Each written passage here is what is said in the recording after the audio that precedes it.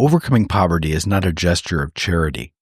It is the protection of a human right, the right to dignity and a decent life. Like slavery and apartheid, poverty is not natural.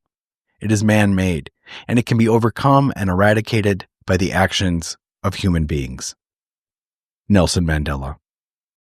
So the word comes that President Bush is coming to Tanzania, and I'm mission director in Tanzania. So I'm on the tarmac in Dar es Salaam, Tanzania. He's going to come down off the plane. You say, my name is, and what your title is, and that's it. There's no chit-chat. There's no nothing. And I'm like, okay, bye. So the president and the vice president of Tanzania, the number one, number two, and then the ambassador, Mark Green, was number three, standing right next to me. Anyway, so I put out my hand, and I said, and my name is Pam White, and I am, and the president stopped me right then, and he said, I know who you are. You're head of AID. And my God, you could have knocked me over with a feather. And I said, yeah, I am head of AID. And he said, you know what? I hear you kick ass. And I said, Mr. President, only when absolutely necessary. And he roared.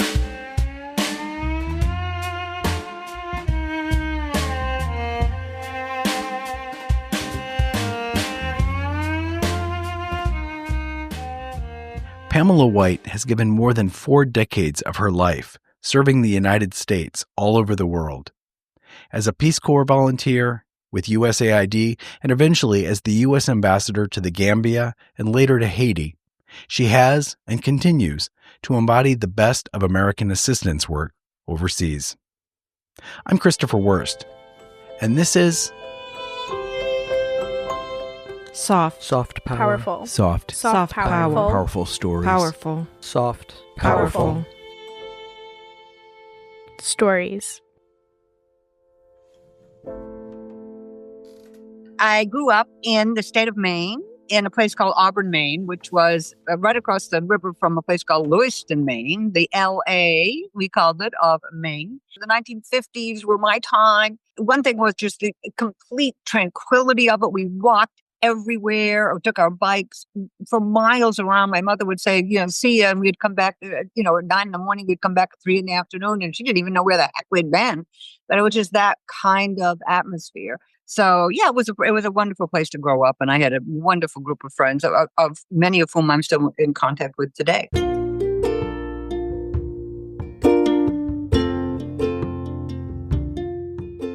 The earliest hero that I can absolutely tell you without any shadow of a doubt was JFK.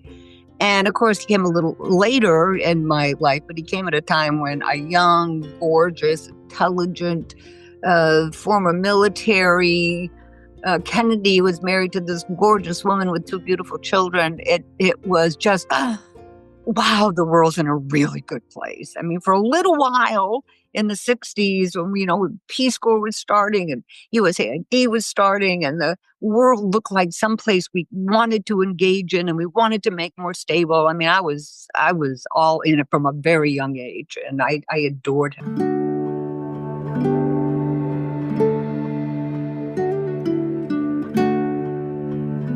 It was 1967. I was a senior at a little high school. My favorite cousin in the world had joined the Army and was in the Vietnam War. And he was good looking. He was a football player. He was smart. He came back from the war and he was in the hospital. I went to visit him and he was unrecognizable. He weighed half of what he had when I saw him last, and I could barely speak. I mean, I was 18 years old. I had never seen a person in a hospital like that. I had never I'd seen the pictures of the Vietnam War. I understood that we had a horrible war going on in the country, but until I actually saw my cousin, it looked to me minutes from death. It didn't come home to me, but it really came home to me after I saw Jimmy laying in that hospital. The next week, a group of 3 or 4 people came from Peace Corps, and they started showing pictures of young people, not much older than me, doing incredible work.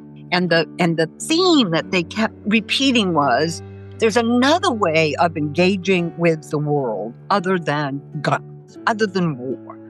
And if you want to engage the world, if you want to make the world a more peaceful place, a place where we can come together, then join Peace Corps. Peace Corps is the toughest job you'll ever love. Peace Corps is where you can make a difference in the world, and you can travel and you can meet new people. And I sat there in my seat in the audience when this Peace Corps group came to my high school, and I turned to my best friend, Patty, and I said, I'm going to join the Peace Corps. And she said, that's ridiculous. Go to Africa. Have you seen those people? My God, that's crazy. So I didn't get a lot of the support by any of my friends. And then went home and told my dad, who was in the Marine Corps, once a Marine, always a Marine, and said to my dad, Dad, you will not believe it. I saw this presentation at school today. The Peace Corps, this is what they do. This is how I think I can be a part of that. And my father looked at me and said, hell no, not going to happen. And of course, 4 years later, I was on a plane to Cameroon and as a Peace Corps volunteer. So my very, very, it might have been the first time in my life that I actually said to my dad, I don't think you got this one. I think I got this one. I think I'm going to do what I want. And he was pretty adamant that this was not something that a young girl from Maine should be interested in whatsoever. Anyway, I went and I stuck to my guns because I just knew this was something I wanted to do from the time I was 17 or 18.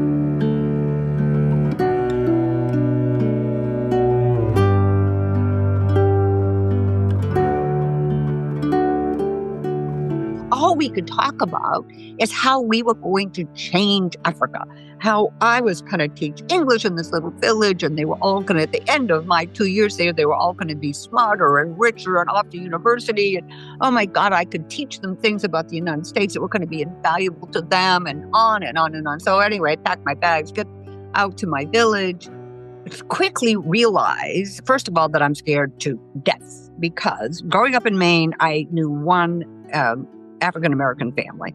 And in my village in Cameroon, there were no white people except two old drunk Lebanese men who are surely long gone by this time. Nobody spoke English, and nobody particularly wanted to hear my lessons of how they could be better people if they only got to be a little more American or whatever that meant. What happened in that little village over time is that I suddenly realized that they were teaching me lessons. I was not teaching them lessons. And at the lessons that were so important, for example, the value of family. And in Africa, that family unit is not the mother, father, and the 3 kids or the 4 kids. It's the whole village. That's how they interact. Their strength in my community was that love of each other, or that support of each other, that unwavering, always support for each other. Everyone got a little piece. If they had 1 chicken, we shared the 1 chicken. If we had 4 chickens, we shared the 4 chickens. It was such a lesson in unselfishness that I think that I've kept with me my whole life, that we don't need that much, that not everyone needs 5 chickens. Like everyone needs a bite. Everyone needs to stay alive. Everyone needs to be part of a community. And the women especially taught me such great lessons in how they stay together.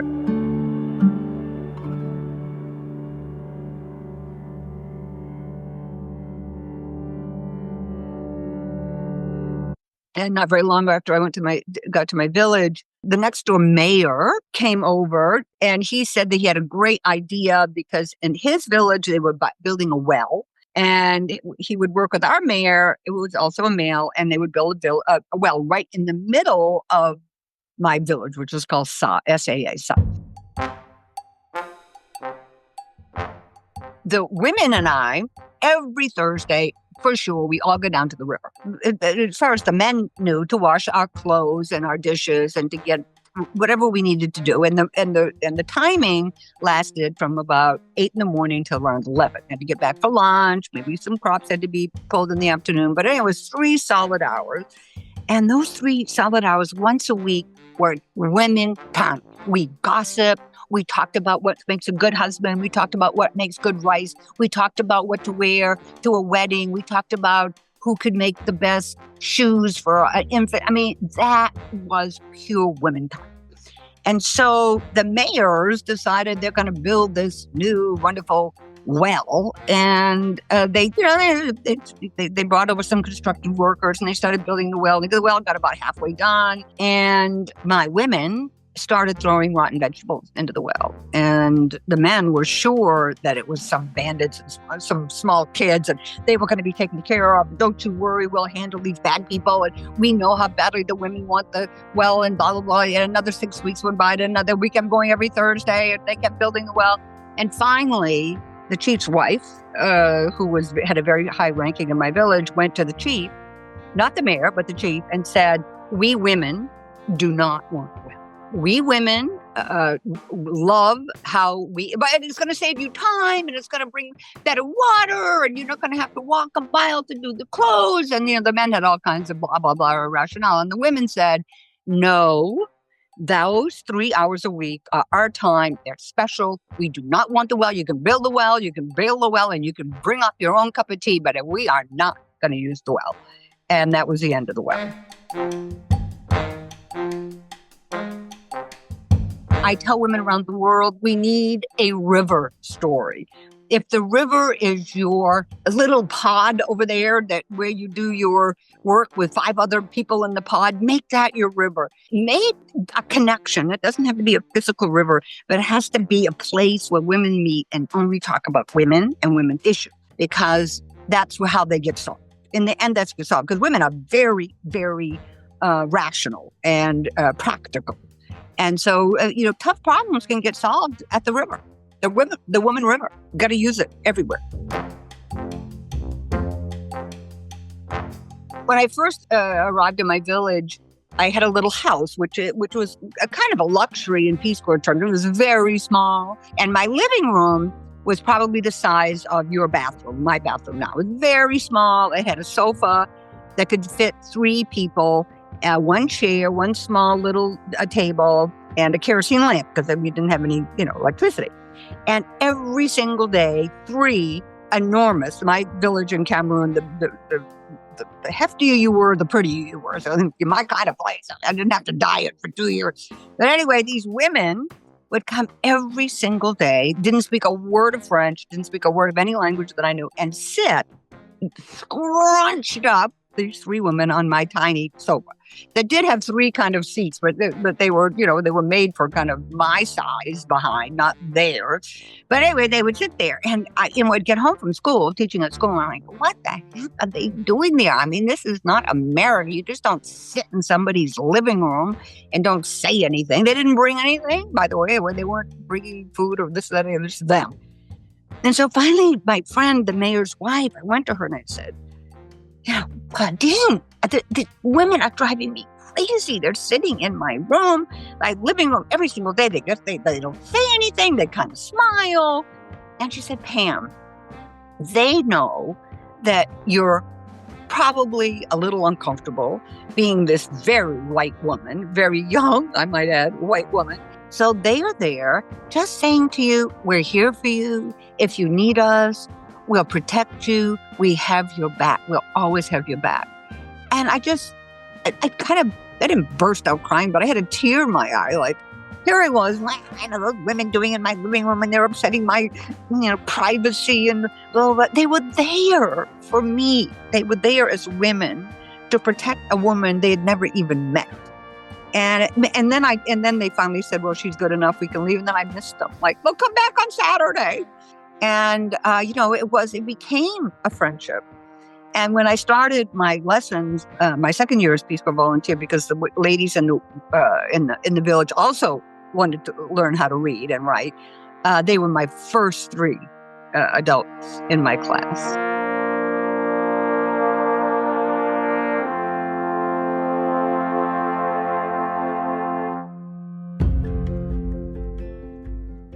And now it's time for another 60-second blast from the SoftPower past.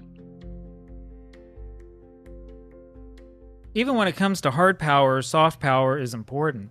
Donald Gregg served as United States ambassador to South Korea from 1989 to early 1993. Early in his tenure as ambassador, he was involved in a little bit of a friendly economic competition. Both the U.S. firm Lockheed Martin and the French firm Breguet were trying to sell anti-submarine aircraft to the South Koreans. Naturally, Ambassador Gregg wanted to try to help the American firm win. He learned that the French firm was offering its aircraft for a lower price, and so the ambassador reported the price to Lockheed Martin. The firm promptly lowered its price, but even with the lower price, the sales still appeared to be going to the French. Now, Ambassador Gregg knew the South Korean Minister of Defense well and arranged a meeting with him. There was a Foreign Service officer in that room named Dick Christensen, and Dick just so happened to be absolutely fluent in Korean. Christensen subtly passed a note to the ambassador during the meeting, informing him that the South Korean interpreter was interpreting his statements inaccurately. The ambassador ended the meeting, but asked for another meeting before the final decision. This time, however, he asked to use his own interpreter. In the second meeting, the correct message got across, and the bid wound up going to Lockheed Martin in the end. We often underestimate the importance of foreign language skills. This story, however, shows how important they can be. After all, there's no better way to exercise soft power than to speak the other side's language. For more stories like this, please visit the archives of the Association for Diplomatic Studies and Training at adst.org.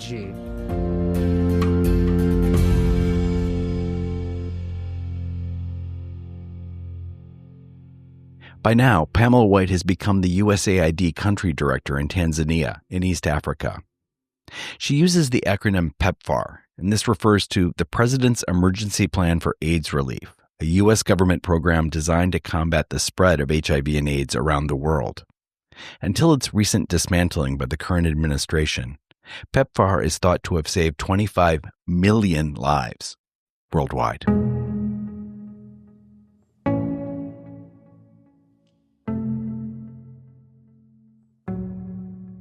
We're doing great things in Tanzania, all over Tanzania, with PEPFAR and with malaria, both of who were George Bush's program.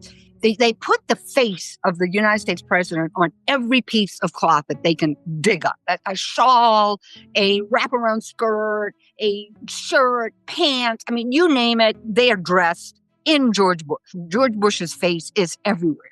And one of their favorite things is to put George Bush's image on their backsides so that they can do a real shimmy, dimmy, dimmy, dimmy with their big behinds. And right as he passes in the motorcade, they really get all geared up to make sure that they are greeting. And some of them are facing the president, but many have got their backside and they're yelling and they're beating drums and they're singing native songs. They're having the best time. And it's maybe 5 miles from the airport to downtown Dar es Salaam where the president was staying. And every inch of that 5 miles was covered with dancing, singing, President Bush, yeah, yeah, yeah, USA, USA, USA. It was just such a celebration of two countries who loved each other. Everybody loved President Bush because what he did in Tanzania saved lives.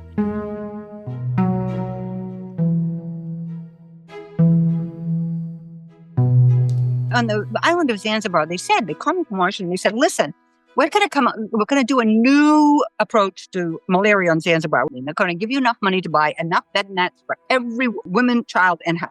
We hung them over every door. We also put them over every crib. Every school knew how to clean water. They knew how to, when they saw a mosquito, what to do about it, what it meant when you did it, what you did about it when you got it. We had the president of Zanzibar. It was called Kata Malaria. Get rid of malaria. We had the president. We had the minister of health. They had the minister of education. We had every teacher. We had Jane Goodall. I mean, everyone that could take a role in making sure that we were doing everything that we could to stop the spread of malaria. And we had enough money to do this. And word was spreading. Oh, my God. This is unbelievable. What they're doing in Zanzibar is unbelievable.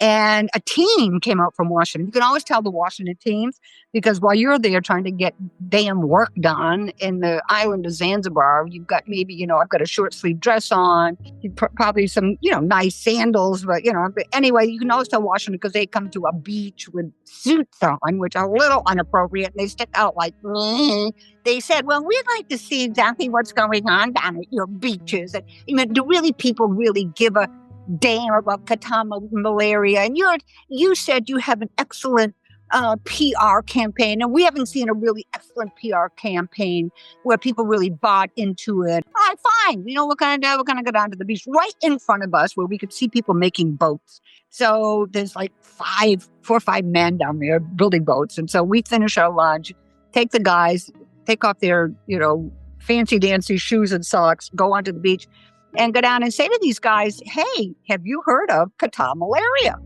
And these guys are like, well, yeah, of course we have. Catarrh malaria is everywhere. We absolutely know. We know where to be tested. We know that standing water breeds mosquito. I mean, it was like me giving a speech about what to do about malaria. It's like, yes.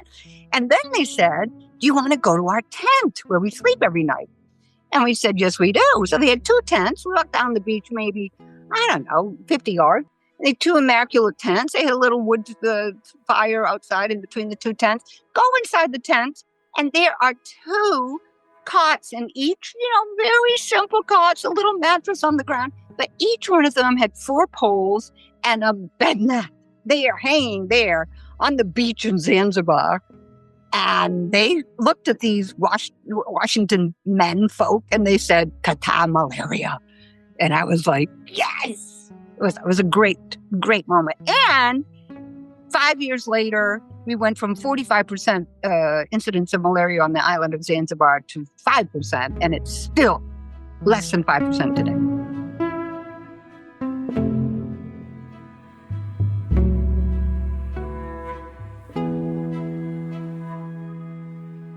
Soft power is reaching out to other nations and by helping them or giving them something that's going to save their lives.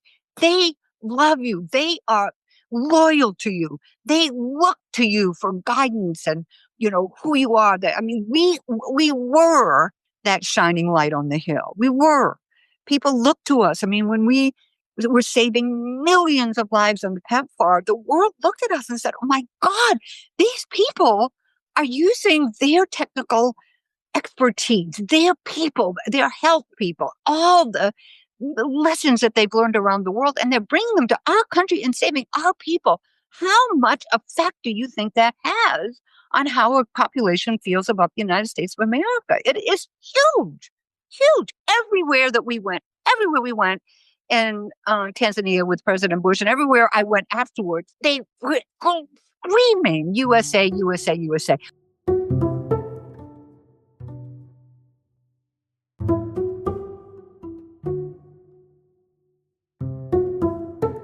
Flashing forward again, now in her second stint as a U.S. ambassador, Ambassador White finds herself in Haiti in the critical period following the 2010 earthquake.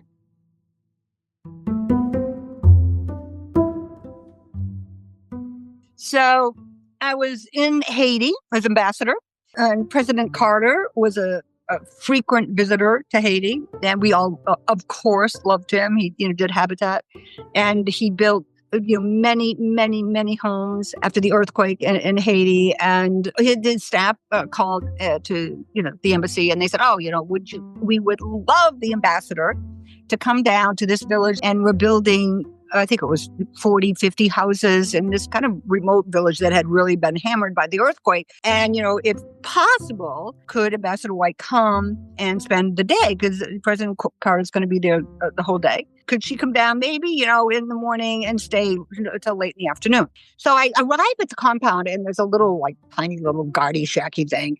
And, my driver's there, and I'm in the backseat. And they said, her number is 34. Okay, fine.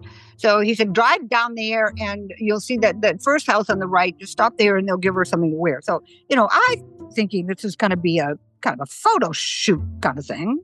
And, the U.S. ambassador goes to Habitat and Humanity. So I've got kind of a cute little jumpsuity kind of thing. And I've got, jewelry and dee-dee-dee-dee-dee-da, thinking, ready, casual, but nice. So they say, you don't have to take off what you have on. You have to put this on over. So okay, whatever, fine. And so I put on this, ugly, but 18 size is too big for me. A pair of overalls. I, roll up the legs and the sleeves, fine. The future owner of this house said, oh, ambassador, my God, we're so happy that you're the person that's going to be here. And I've read about you in the newspaper and on and on and on and on and on. You're just wonderful. And I'm afraid of heights. So you are going to have to be the one that gets up on that piece of, wobbly wood. And you can paint the upper layer. And I'm like, I thought I'd be painting a door or, outside of a window or something. He said, no. President Carter told me that you'd be finishing the upstairs. So I said, well, fine. So I'm figuring the whole time, I'm doing this, painting, arm up, arm down, arm up, arm down. I mean, an hour later, it's damn hot. I'm starting to sweat. I've gotten an eighth of the upstairs done, and it's blue paint. And I said, well, how much longer am I supposed to be doing this anyway? By this time, it's around 11 o'clock. He said, I don't know, but longer, certainly longer. So back I am, up and down, sweat coming off my thing. Blue paint is now in my hair. It's on my shoes. It's on my face. I am painting upside down some of the crevices. And now I'm about halfway through. It's now noon. And there's sort of clatter down on the ground below. And lo and behold, there's the president with Rosalind. And the president said, hey, Ambassador, hi. How you doing? Mr. President, I'm painting. He said, yeah, I see that. You're doing a heck of a job. I'm so impressed. Heck of a job. I'm like, Mr. President, I'm really hot. And I'm a little tired. He said, hey, I can see that. And you and I and Rosalind, we're going to have a private lunch. Anyway, on they go. And I'm stuck with this damn blue paint and a bottle of water, which makes it even more, my mascara running, lipstick gone. Finally, I climbed down from the ladder of this house, and the co-owner says, oh, you did a great job. I'm like, yeah, I did. Who knew? 3 hours of hard labor. I had no idea. I'm hoping that it won't be any photos taken, and I'm sure there were hundreds because I looked a mess. But then I got to have lunch with Jimmy Carter and Rosalind, which we did for at least an hour. And it was just, we agreed on everything. We took apart every program. We put together a lot of programs, why this was great, why it was necessary to have a program like USAID, why Habitat had done such great things, why he cared so much, why he looked at the world as a place to embrace. I mean, it was just one of these wonderful, wonderful moments that I got to talk to a U.S. president like he was one of my best friends. And he would have been one of my best friends if we were neighbors, I'm sure.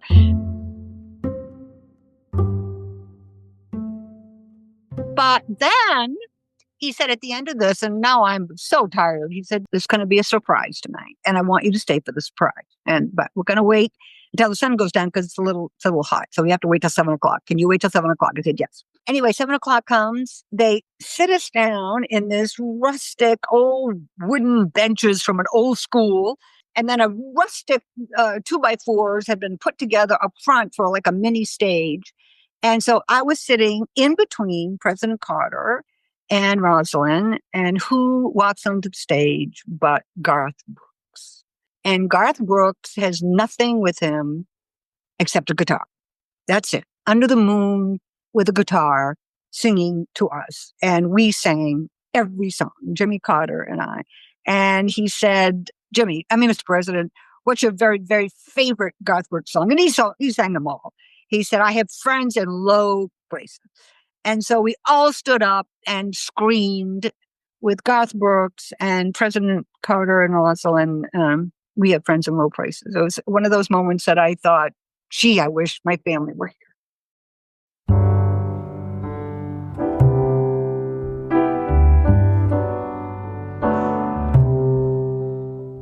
Alas, we near the end of the program, but not before giving Ambassador White the chance to respond to one last question from dubious Aunt Deb. Shouldn't the United States fix its own house before trying to fix the world?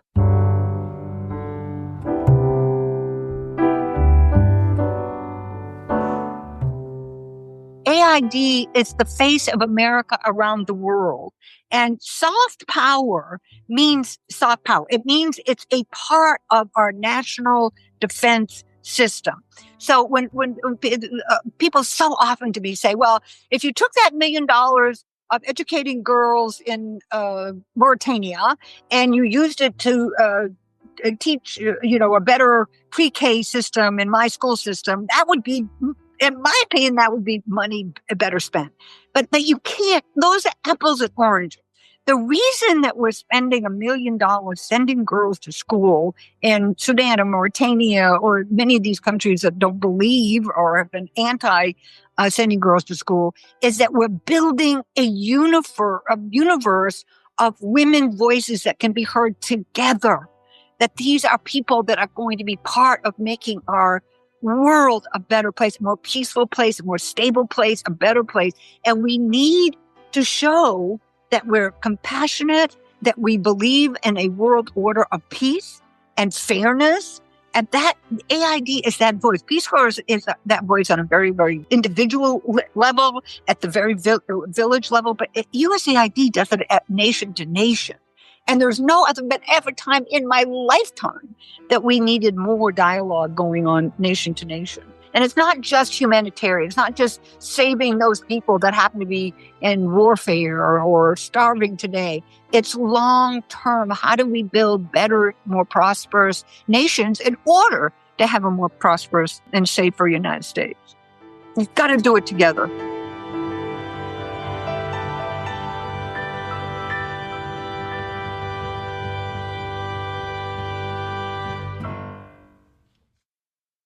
Huge thanks to Ambassador White for her willingness to share her stories with us. For those wanting more, look for our short bonus episode where Ambassador White talks about the art of diplomacy through her relationship with the former president of the Gambia, Yahya Jammeh.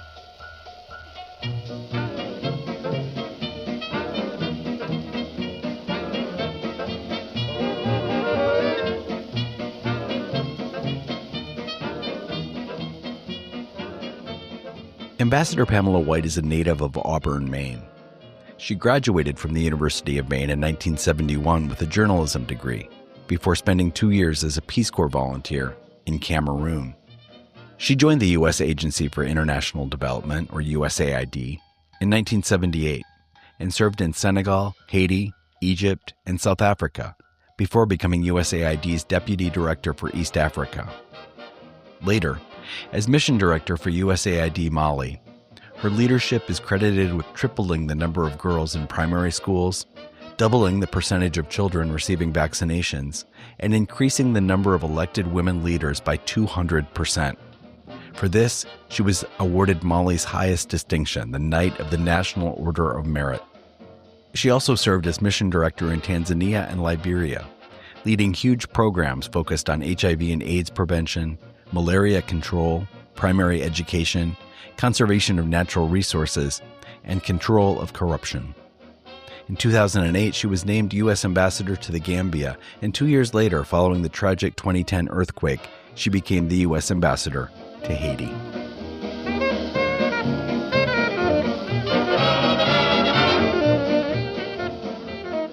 Thank you so much for listening to our soft, powerful stories. Want to do more? Well, start by liking us. Give us a good review. Follow us. All that stuff. By subscribing to Soft Powerful Stories and by leaving a 5-star review, you are helping these stories get to the ears that need to hear them. And for that, I thank you. Thanks this week to Daniel Evanson, who writes and narrates the 60-second blast from the Soft Power past. And thanks to Daniel and Tom Sellinger and all the folks who do a great work at the Association for Diplomatic Studies and Training. Visit adst.org to learn more about their fascinating work. My friend Kathy Zilski is actually nothing like dubious Aunt Deb, but she plays her to perfection. Team Worst, because it's a family affair, did the show's opening. Thanks to Elena, Dimitri, and Chiara for being my constant sounding board. For more information about this podcast, about the stories, about the storytellers, about the music that we use, about the art, about how you can be involved and an opportunity to leave feedback, please go to www.softpowerfulstories.org. My name is Christopher Wurst. I'm the host and producer of Soft Powerful Stories. Until next time.